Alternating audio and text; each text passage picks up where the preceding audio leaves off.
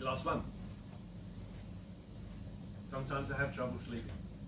You go to bed at night, you start sleeping, you wake up in the middle of the night, and you can't get back to sleep. I think we all probably suffer with that a little bit. And it's always the rubbish that keeps you awake. It's never the positive things, never the things you're looking forward to that keeps you awake. It's the things you haven't done, the things you wish you'd done, etc., etc. And that's what bugs me. And then one night as I was sleeping, two angels came and spoke to me in alternating lines. They said they'd get me out of here and pay off all my fines. They carried ebony caskets with 2 tickets held within and 2 very different approaches to the purging of this sin.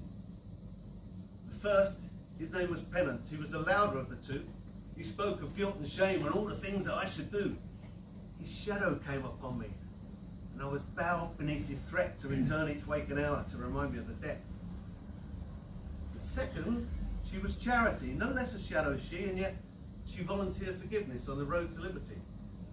She would fold her wings about me and release me from this grief, from the pain of keeping hidden all that stuff that lay beneath.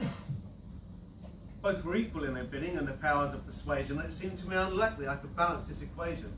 Neither one could be discarded. Neither one could be removed, for this history must remain. It could never be disproved. And as I struggled to decide which of these tickets I would use, which journey I would take, which casket I would choose, my heart was drawn to Charity. Her faith was undefined, and yet she offered me a truth more like the one I had in mind. But it was cracked, and bits were missing, and the shadows filtered through, and though I ushered in the many, I could not reject the few. So not necessarily perfect or even fundamentally honest, but still much closer to the truth, the aging gift that I was promised. And with her hands now soft in mine, she encouraged me to try, and I was pulled from out this quicksand by a host of reasons why. This time, the door was open. There was nothing to discuss. The shackles fell towards the floor, and one by one they turned to dust. And so this ticket to absolution, it came to rest upon my shelf. What's the point of absolution if you can't forgive yourself?